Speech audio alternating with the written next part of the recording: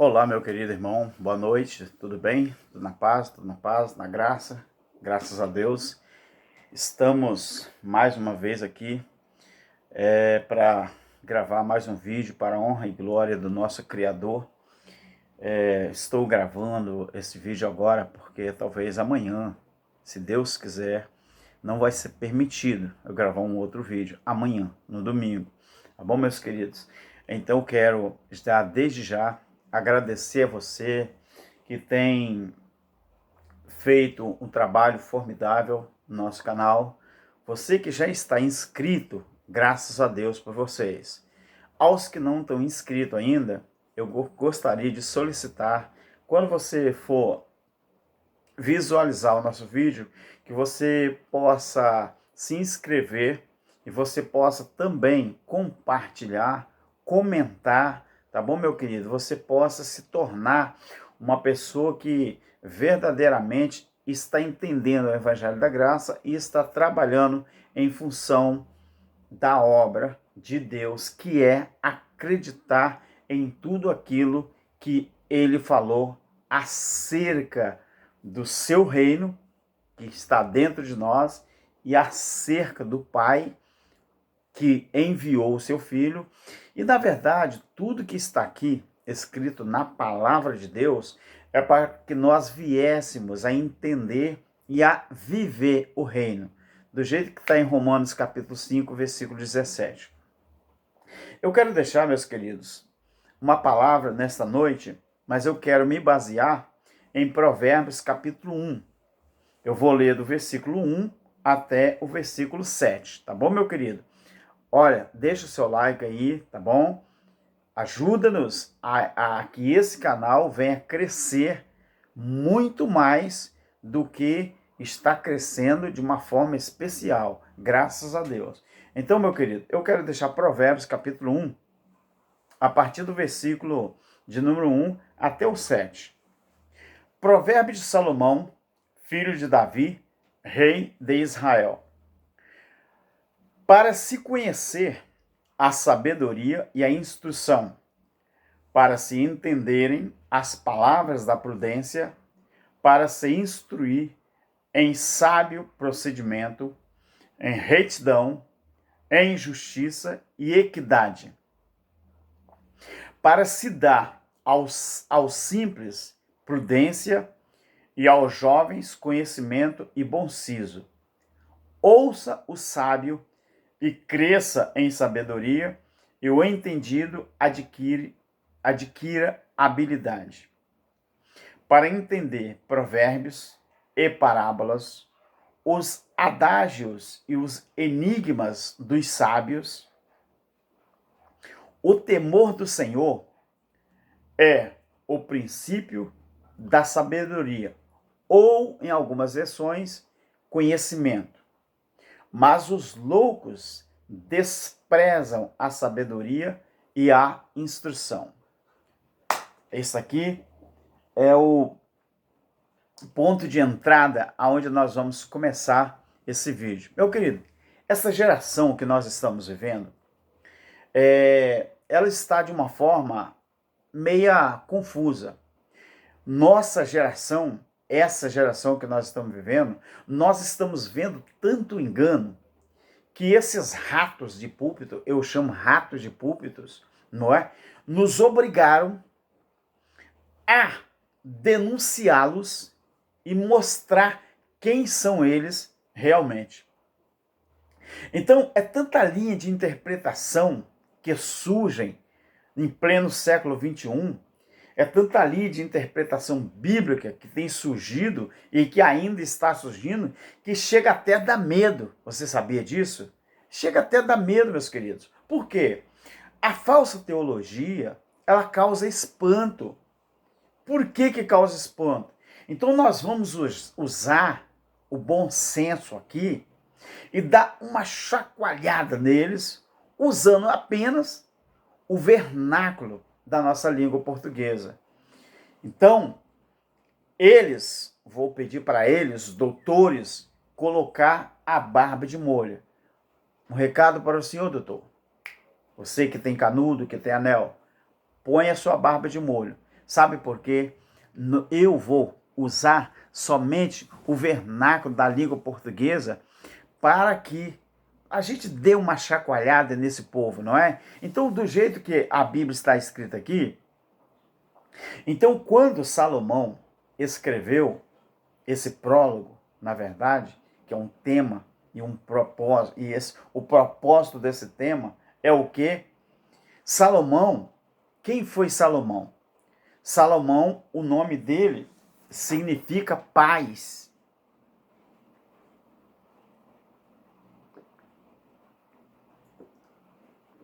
Salomão, o nome dele significa paz.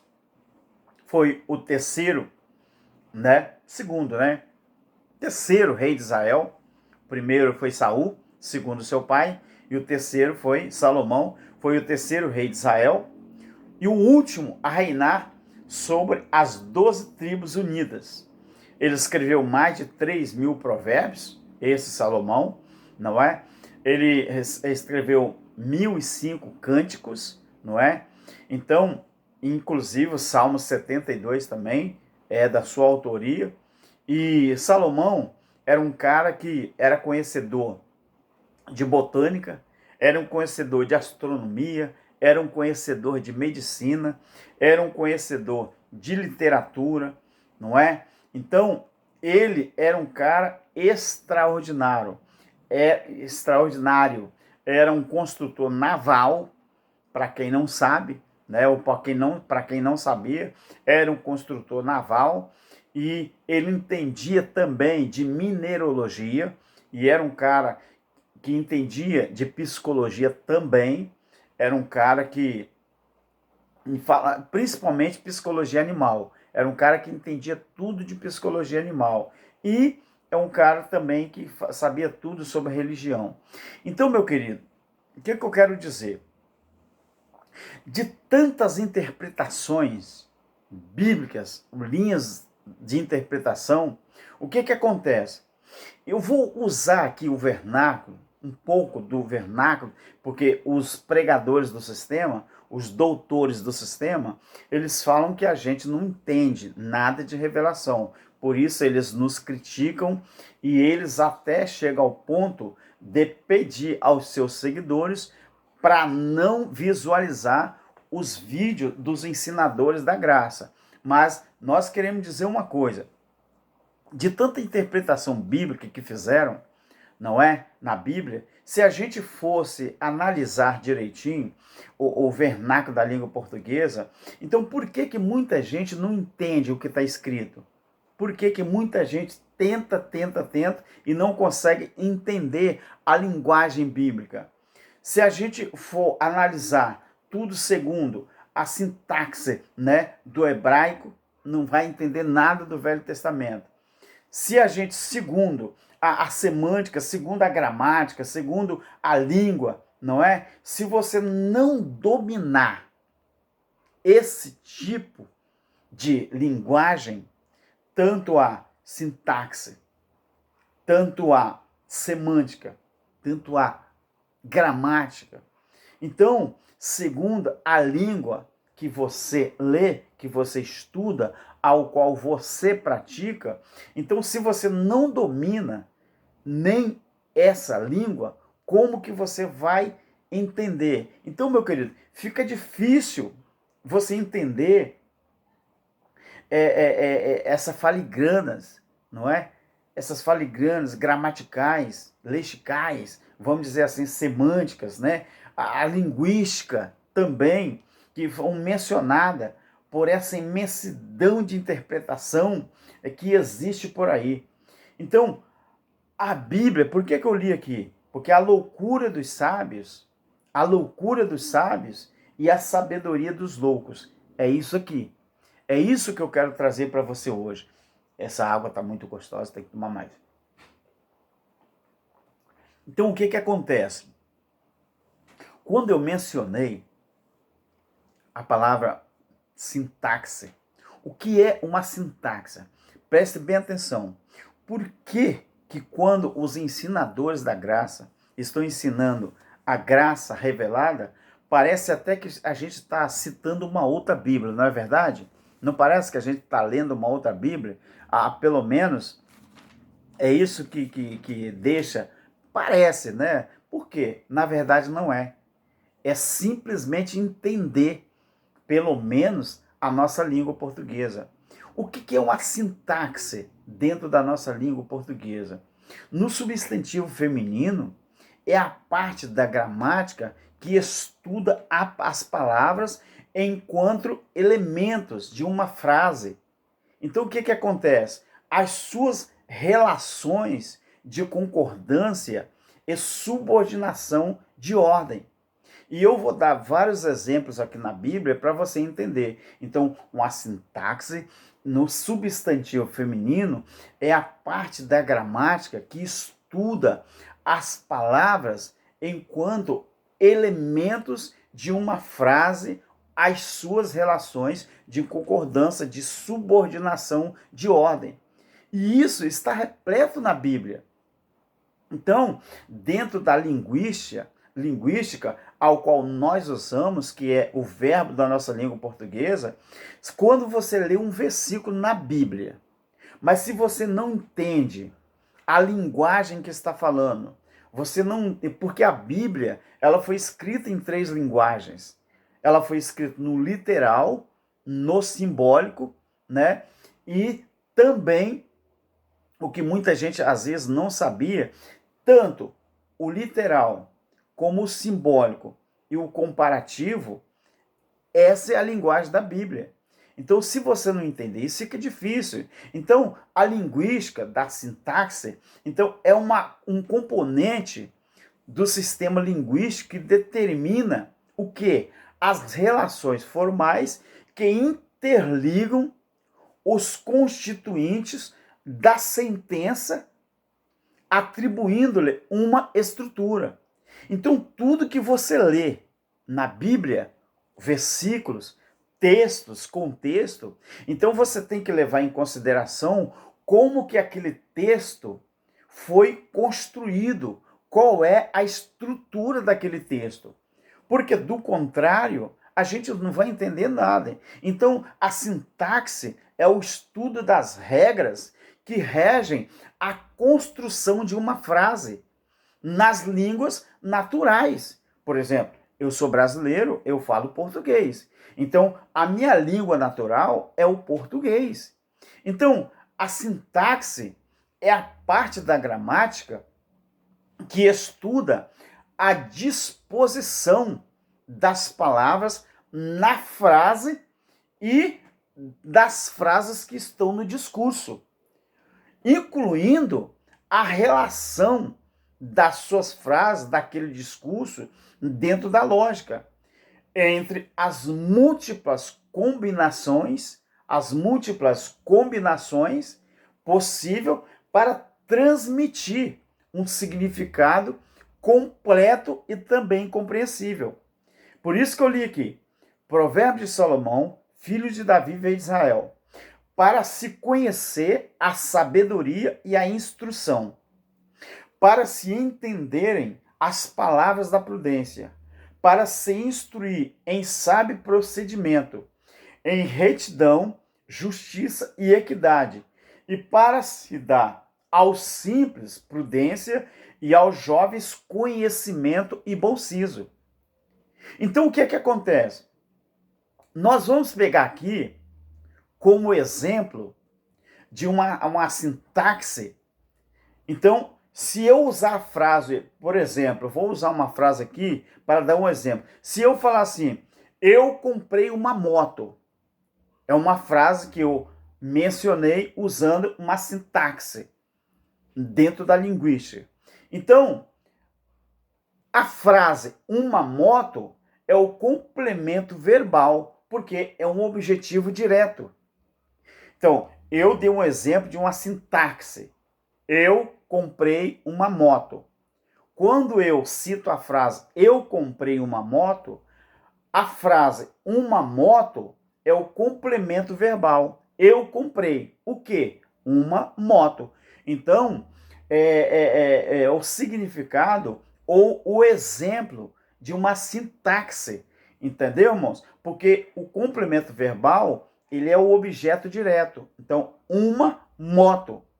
Então, quando a Bíblia ela faz essas comparações, é para a gente entender. Eu gostaria de discorrer com você agora um exemplo. Malaquias. Eu quero que você abra a sua Bíblia. Eu vou dar um exemplo do que é uma sintaxe. Na língua portuguesa, eu comprei uma moto. Eu vou dar um exemplo para você agora dentro da Bíblia. Então, se já é difícil, se as pessoas têm dificuldade, não gostam de estudar a Bíblia, então se já é difícil estudar a Bíblia para muita gente, imagina não entendendo nada e pronunciar uma palavra ou criticar aqueles que pelo menos tentam entender. Então, meus queridos, fica difícil você entender essas filigranas, né, da gramática, se você não prestar atenção, ou pelo menos não buscar entender isso. Malaquias 4, 1 e 6. Preste atenção nisso aqui. Um exemplo de uma sintaxe dentro da Bíblia. Malaquias 4, 1 e 6. Preste atenção nisso aqui. Certamente aquele dia vem, arderá como fornalha. Todos os soberbos e todos os que cometem impiedade serão como restolho. Serão como restolho. E o dia que está para vir os abrasará, diz o Senhor dos Exércitos, de sorte que não deixará nem raiz e nem ramos. Mas para vós, presta atenção nisso aqui, que temeis o meu nome, nascerá o sol da justiça. Observe isso aqui, a frase sol da justiça. Já é um exemplo de sintaxe. Preste atenção nisso aqui. Mas para vós temeis o meu nome, nascerá o sol da justiça, trazendo a salvação debaixo das suas asas. Salvação debaixo de asa? Salvação debaixo de asa? Sol da justiça, existe isso. Então, a construção da frase, a sintaxe, é o estudo das regras que regem a construção de frase nas línguas naturais. Então, a sintaxe é a parte da gramática que estuda a disposição das palavras na frase que está em discurso ali. Então, incluindo a sua relação, que é muito lógica, que está entre as múltiplas combinações possíveis para transmitir um significado complexo e compreensível. Então, se a gente observar aqui, eu vou continuar e você vai entender. O versículo 3 fala assim: pisareis os ímpios, porque se farão cinza debaixo das plantas dos vossos pés, naquele dia que prepararei, diz o Senhor dos Exércitos. Agora, preste atenção a partir do versículo 4. Lembrai-vos da lei de Moisés, meu servo, lei de Moisés, meu servo, o qual lhe mandei em Horebe para todo Israel, os estatutos e os juízos. Olha para quem que era as leis de Moisés. Mas eu vou dar um exemplo rapidinho aqui para você entender. Verso 5. Vede, eu vos enviei o profeta Elias, antes que venha o grande e terrível dia do Senhor. O profeta aqui, ele está falando que Deus enviou o profeta Elias antes do dia do juízo, antes do ano 70. Mas aonde que está registrado que Elias veio?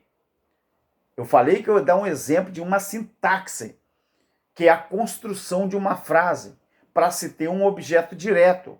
Quer dizer, o complemento verbal. Nós vamos saber aonde está o complemento verbal, o exemplo de uma sintaxe na língua portuguesa. Agora, preste atenção. Vede, eu vos enviarei o profeta Elias antes que venha o grande e terrível dia do Senhor.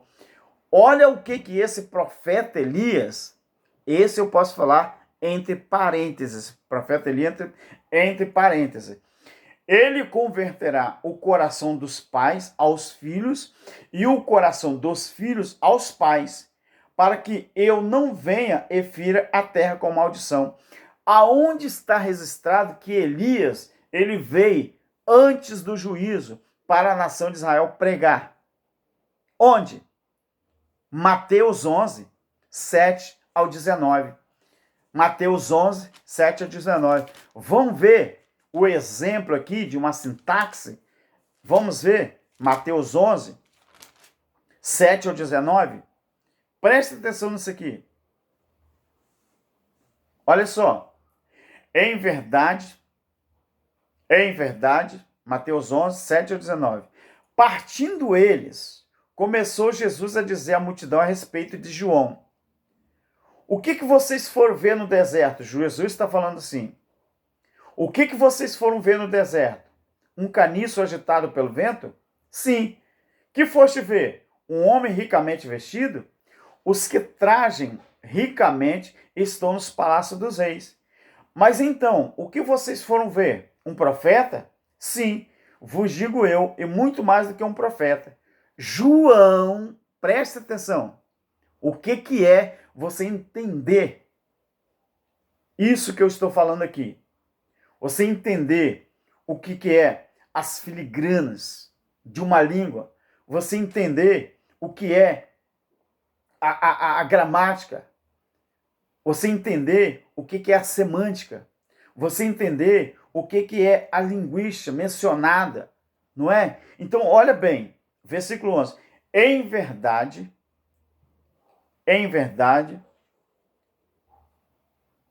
vamos voltar ao versículo 9, do capítulo 11 de Mateus. Mas então o que vocês foram ver? Foram ver um profeta? Sim, vos digo eu, e muito mais do que um profeta. João, versículo 10. Jesus está falando isso aqui. João é aquele de quem está escrito que adiante da tua face envio o meu anjo que preparará diante de ti o teu caminho. Em verdade vos digo que entre os que de mulher têm nascido, não apareceu alguém maior do que João Batista, contudo, o menor no reino do céu é maior do que ele. Agora você observa o que Jesus continua dizendo aqui. Desde o dia de João Batista até agora, faz-se violência ao reino do céu e pela força apoderam-se dele. Porque todos os profetas e a lei profetizaram até João. E se vocês quiserem dar crédito, ele é o Elias que havia de vir. Você entendeu que Malaquias, capítulo 4, 1 a 6, está usando um verbo, uma sintaxe, para mostrar que João era o Elias que havia de vir? Você viu como que se constrói uma frase quando você estuda a Bíblia? Então, uma sintaxe é o estudo das regras que regem a construção de frases nas línguas naturais. Então, quando a gente encontra essa disposição de palavras dentro das frases, e dentro das frases encontra o discurso, incluindo a sua relação na lógica, entre essas múltiplas combinações possíveis que foi feito para transmitir um significado completo e também compreensível, quando você começa a entender isso, a sua mente abre para a Bíblia Sagrada. Então esse é um exemplo que eu dei. Entendeu, meus queridos?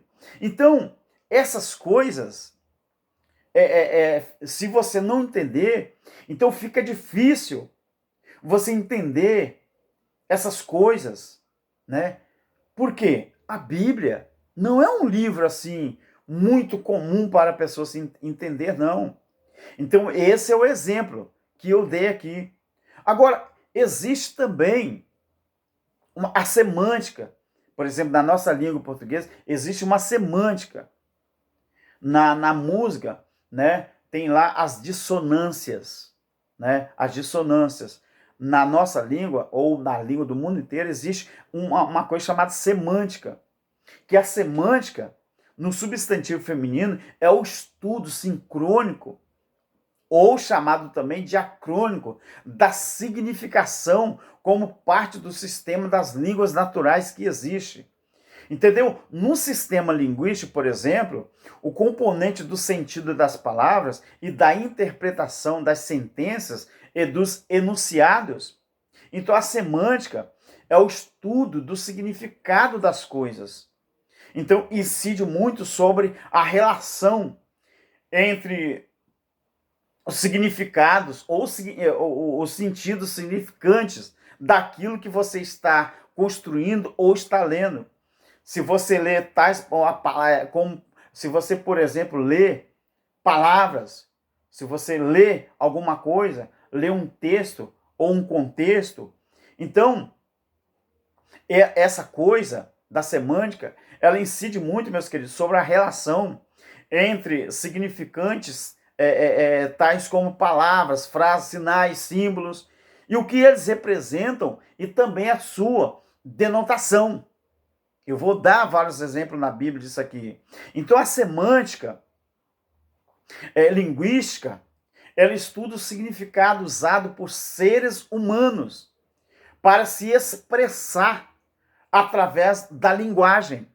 E isso é uma das coisas que os judeus mais faziam. Você quer um exemplo do que é uma semântica? Você quer um exemplo? Vamos abrir a nossa Bíblia em Gênesis capítulo 37. Só para mostrar aos doutores, né, de anéis, de canudos, que eles gostam muito de criticar os ensinadores da graça. Eles falam que os ensinadores da graça não sabem fazer exegese, não é?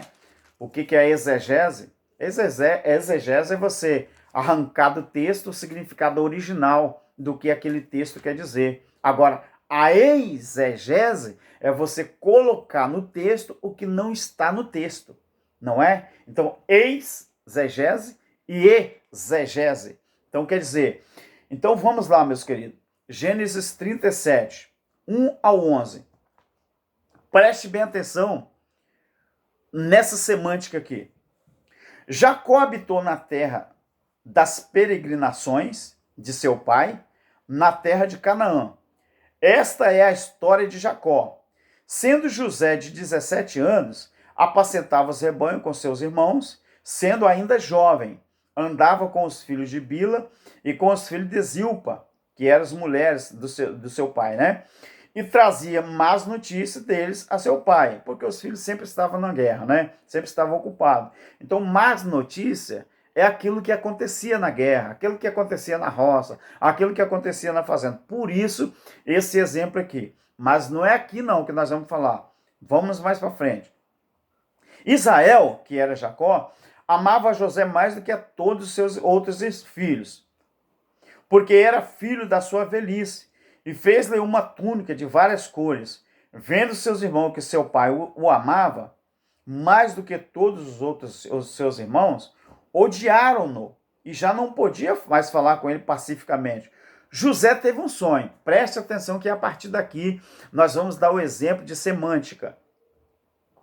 José teve um sonho e contou a seus irmãos, por isso odiaram mais ainda. Pois lhe disse: ouve, peço-vos este sonho que tive. Ouça-me, eu peço a vocês que ouçam o sonho que eu tive. Isso aqui é um exemplo de semântica, tá, meus queridos? José fala: estávamos, ele está relatando o sonho com a sua família, o seu pai, sua mãe e seus irmãos. Estávamos atando feixes no campo.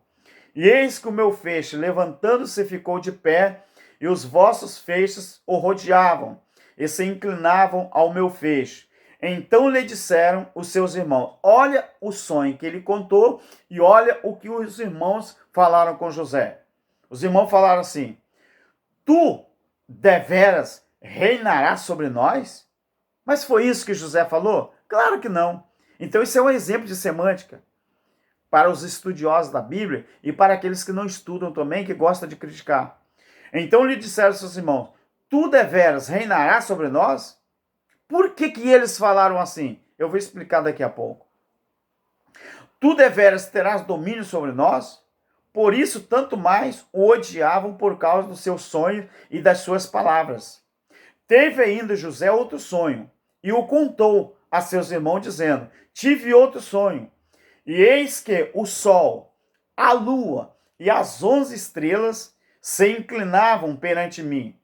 Agora, quando contou isso ao seu pai e aos seus irmãos, eles repreenderam ele, dizendo: que sonho é esse que você teve?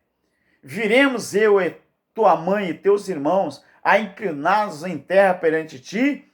Seus irmãos, pois, o invejavam. Seu pai, porém, guardava esse caso no coração. Você viu aqui? Por que os irmãos, o pai de José, repreendeu José? Porque a linguagem dos hebreus, naquela época, eles construíam as frases, eles interpretavam sonhos, pegando como símbolos de um pai de família, de uma mãe, de governos, de irmãos, alguma coisa natural, um símbolo, podia ser de uma lua, podia ser sol, podia ser nuvem, podia ser estrela. Então isso aqui é um exemplo de semântica. Então essa linguagem já existia lá na cultura dos hebreus, na cultura do povo de Israel, lá no Oriente Médio.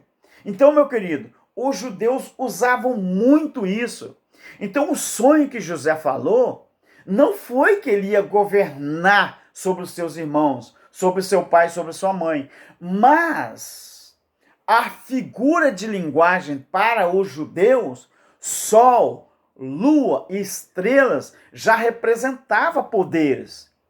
Isso é a semântica linguística, que estuda o significado usado por seres humanos para se expressar através de linguagens. Outro exemplo, Mateus 16, versículo 28.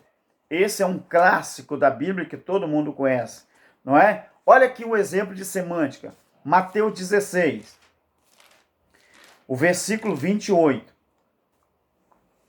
Jesus falou assim com os discípulos: em verdade vos digo, vos é a segunda pessoa do plural. Vos é porque tem alguém falando e tem uma plateia ouvindo. Então a segunda pessoa do plural indica isso. Tem uma pessoa se comunicando, falando para uma plateia. Em verdade, vos digo, alguns do que aqui estão não provarão a morte até que vejam o Filho do Homem vindo no seu reino. Então, esta semântica, essa linguística, meus queridos, que estuda o significado usado por seres humanos para se expressar através de linguagem. Por isso que nós falamos linguagem de figura ou figuras de linguagem. Então, muita gente tem dificuldade de entender a linguagem bíblica justamente por causa disso. Então, o exemplo de semântica, se eu falar assim, a minha filha é linda, suponhamos que eu falo, a minha esposa é linda, o meu filho é lindo, a minha filha é linda, a minha casa é linda. É um exemplo de semântica. Ao mesmo tempo que eu estou dizendo que a minha filha, mulher, filho, casa é linda, ao mesmo tempo eu estou fazendo o quê? Usando uma linguística para se expressar através da minha linguagem. Ao mesmo tempo que eu disse que minha filha, minha esposa é linda, eu quero dizer a mesma coisa, que ela não é feia. Isso é o exemplo de semântica. Então, ao estudo das palavras, quando se estuda as palavras, que indicam sentidos, que indicam sentidos opostos, por exemplo, denominamos antonímia. O que é antonímia? Ou seja, é a mesma coisa que eu falar assim, Posso falar que é a mesma palavra na língua que pode assumir vários significados. A antonímia foi muito usada por Jesus, não é? Mas dentro da gramática, dentro da semântica, a antonímia é uma coisa que você pega pela outra, uma coisa que você compara com uma outra. Então, quando Jesus falou isso aqui, que alguns discípulos que estavam ali não iam morrer até que visse a manifestação dele no reino de seu Pai, ouvindo em glória. Então ele usou uma antonímia, quer dizer, pegou uma coisa e comparou pela outra. Então, uma mesma palavra na língua, ela pode assumir vários significados. O que depender, isso depende muito do contexto em que a frase está inserida. Nesse caso aqui, que José conta o sonho, ele pegou os feixes como fosse a sua família. Ele pegou o sol como seu pai. Ele pegou a lua como a sua mãe. Ele pegou as estrelas como se fossem os seus 11 irmãos. Então isso é o quê? É uma semântica que nós chamamos também de antonímia. Ou quando você pega um objeto e pode ter vários significados. Depende do contexto em que está inserido. É por isso que muita gente não entende a Bíblia. Porque pega tudo ao pé da letra. Interpretam tudo como se fosse literal. Por isso essa bagunça, desde 1830, né, John Nelson Darby, quando criou, ou quando ele inventou a doutrina futurista, que engana as pessoas. Então tudo que eles leem na Bíblia, eles não sabem fazer interpretação, e pega tudo como se fosse literal. Mas ela pode ser literal, pode ser figurada, e ela pode ser simbólica. Não é uma linguagem só. Então, meus queridos, por exemplo, outro exemplo que eu vou dar aqui. Eu falei do exemplo da semântica, que Gênesis 37, o sonho de José. Falei 16, 28 de Mateus. Então, nós observamos que agora a gramática, existe também a gramática. O que é a gramática? No substantivo feminino, por exemplo, é o conjunto de prescrições e regras que determinam o uso considerado correto da língua escrita e também falada. Vou repetir para você não esquecer. Gramática, por exemplo, nós usamos muita gramática na língua portuguesa. Às vezes acertamos, às vezes erramos, mas nós fazemos de tudo para acertar. Então, a gramática, é o conjunto de prescrições, das regras também, que elas determinam o uso considerado correto da língua escrita e também falada. Então, existe a gramática tradicional, que é o tratado, né, descritivo, pode ser normativo também, da morfologia e da sintaxe de uma língua, ficando de fora, portanto, a fonética e a semântica. O que é isso? Vamos falar. Nós observamos que a gramática que nós usamos no dia a dia, mesmo que ela não seja 100% correta, mas a gramática que nós usamos no dia a dia, ela designa um conjunto de regras que regem o uso de uma língua, especialmente o modo como as unidades desta, elas se combinam entre si para formar unidades maiores. Ela designa um ramo da linguística que estuda, meus queridos, os elementos que compõem a gramática da língua. Então, o mais bonito quando se estuda a Bíblia, Bíblia é quando você respeita, pelo menos, o vernáculo da língua portuguesa. Por isso tem muitos líderes, muitos pastores enganando o povo 3 por 2.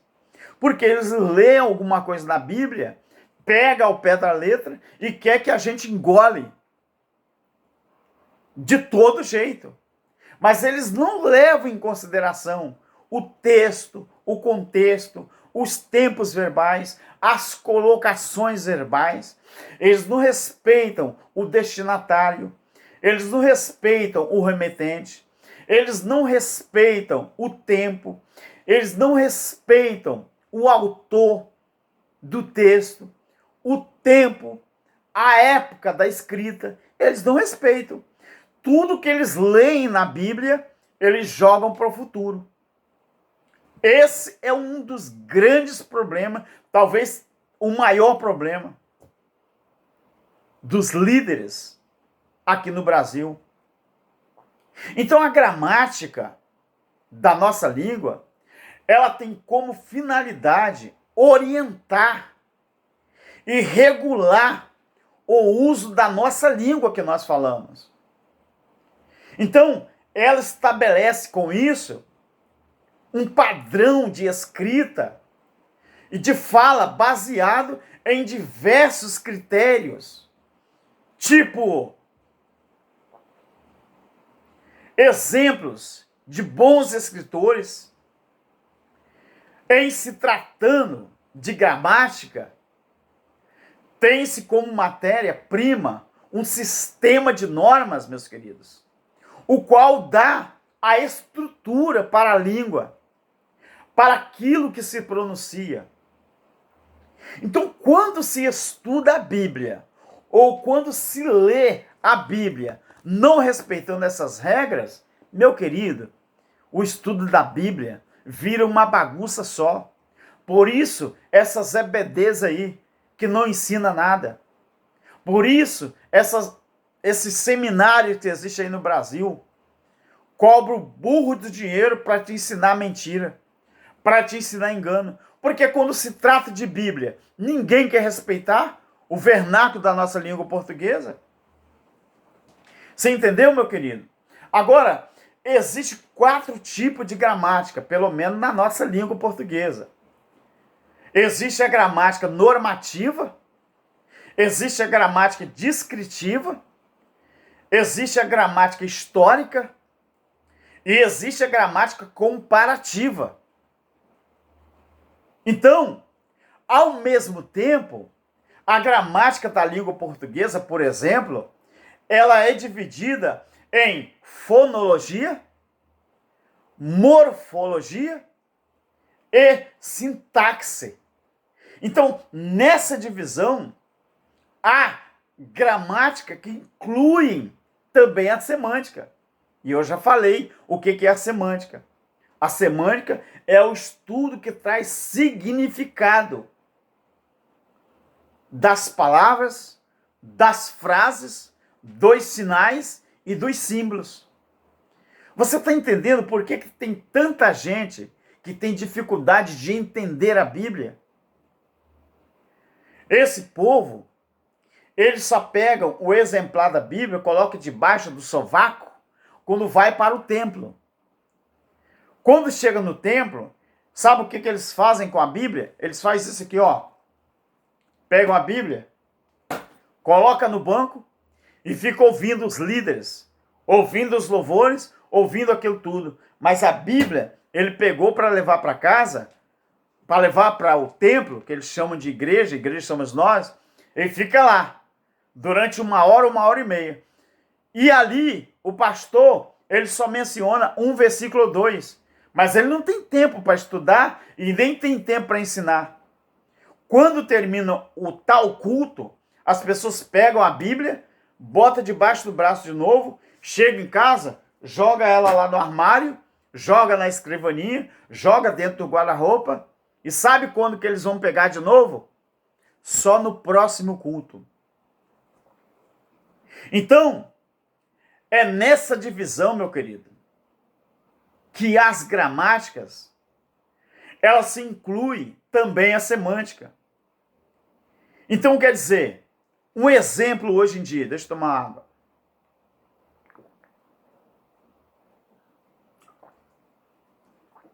O exemplo dessas aberrações que existe aí. Os hinos, corinhos, que você ouve alguém cantar nos templos. Hoje no Brasil, por exemplo, são verdadeiras aberrações. E o povo está aí dando glória, dando glória, dando glória.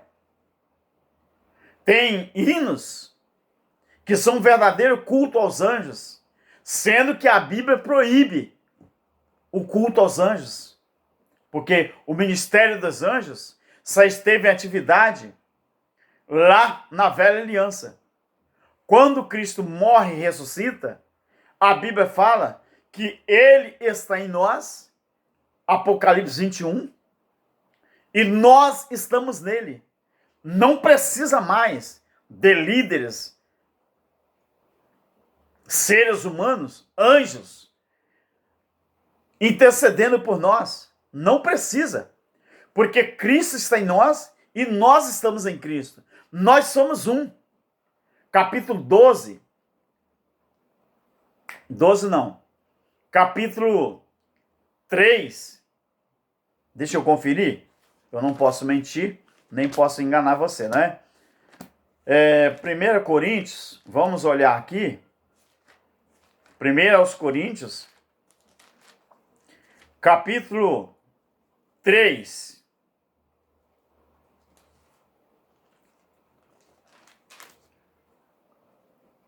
Primeiro Coríntios, capítulo 6, o versículo é o 17. Fala assim: mas o que se une ao Senhor é um espírito com ele. Então hoje é cantado tantos corinhos, tantos hinos, fora das gramáticas, fora da semântica da nossa língua portuguesa. Então, é quantas aberrações que a gente ouve e o povo não entende nada. Se a Bíblia proíbe fazer culto aos anjos, os corinhos estão falando: tem anjo aqui, tem anjo ali, tem anjo ali, tem anjo lá, tem anjo lá. Um outro pregador, quando ele prega, ele faz uma suposta oração para Deus, fala com Deus: Deus, eu quero que o Senhor manda agora uma dezena, uma centena, milhares de anjos para aqui, e fica lá no cantinho da igreja. Só falta ele falar que fica dentro de uma caixa de papelão. Só falta ele falar que os anjos têm que ficar enrolados de cobertor. Irmão, o que é isso? Isso são aberrações. Isso não existe na Bíblia. Não existe. Isso não. Existia no velho Aion, na velha aliança. Então, irmãos, tudo que eu falei aqui, ela tem que ser válida. Isso tem que valer. Porque senão, não vai cumprir isso aqui, ó. Provérbio de Salomão. Vê se isso aqui, se tem valor ou não tem. Para se conhecer a sabedoria e a instrução. Para se entenderem as palavras da prudência. Palavra da prudência é palavra com responsabilidade. Não é palavras com irresponsabilidade, não. Para instruir em sábio procedimento, em retidão, justiça e equidade, para se dar aos ímpios prudência, aos simples, melhor, prudência, e aos jovens conhecimento e bom siso. Ouça o sábio e cresça em sabedoria, e o entendido adquire habilidade para entender provérbios, para entender parábolas, os adágios e os enigmas dos sábios. O temor do Senhor é o princípio da sabedoria, o princípio do conhecimento, mas os loucos desprezam a sabedoria e a instrução. Então você está vendo aqui, meus queridos, tudo que nós, os ensinadores da graça, estamos fazendo é com responsabilidade. Os pastores do sistema, eles estão loucos. Sabe por quê? Porque o evangelho da graça de Deus está se manifestando no mundo inteiro. E como eles estão com medo de perder as suas rendas, as suas empresas, chamadas igrejas, mas que na verdade empresas, correm o risco de diminuir, que já está diminuindo, a quantidade de pessoas que estavam lá dentro a vida inteira enganada. E é isso, e é disso que eles estão com medo. Então, meu querido, quero pedir para você continuar crescendo na graça e no conhecimento do Senhor Jesus. Deus, uma vez, deixa eu ver se eu acho aqui, eu sei que é o livro de Oséias, capítulo 4, versículo 6. Isso na velha aliança, no velho Aion, Deus já falava isso aqui, ó. O meu povo é destruído porque lhe falta o conhecimento. A primeira parte do versículo 6 do capítulo 4 de Oséias. Então, as pessoas que não têm instrução, pelo menos bíblica, é fácil de ser enganado. É fácil de ser manipulado. As pessoas só deixam de ser enganados, só deixam de ser manipulados a partir do momento que eles começam a crescer na graça e no conhecimento. Porque é importante conhecer. É imprescindível conhecer. Meu querido, eu vou me ater por aqui, mas eu quero que você continue examinando, estudando a palavra de Deus. Eu dei exemplo aqui de várias coisas. Eu dei exemplo de algumas coisas do vernáculo da nossa língua portuguesa. Então, a loucura dos sábios e a sabedoria dos loucos. A loucura dos sábios é nós. Que para eles, os sábios, nós somos loucos. Mas a sabedoria dos loucos, que para eles, para Deus, a sabedoria deles é loucura. Agora, para Deus, a loucura nossa é sabedoria.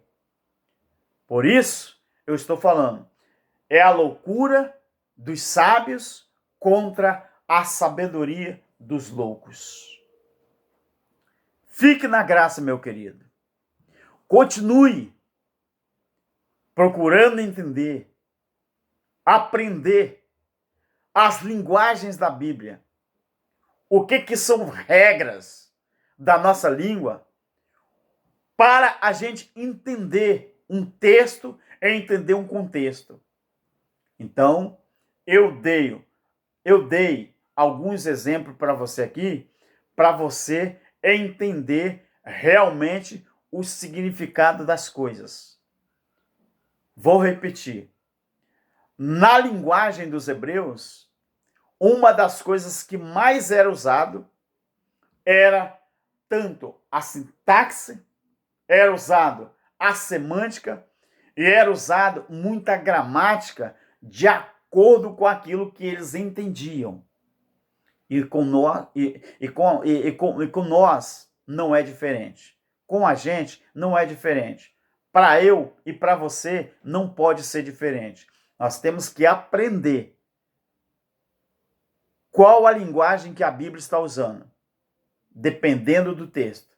Se ela é literal, se ela é simbólica ou se ela é figurada. Graça e paz, meu querido. Até lá, até outra vez. Amém.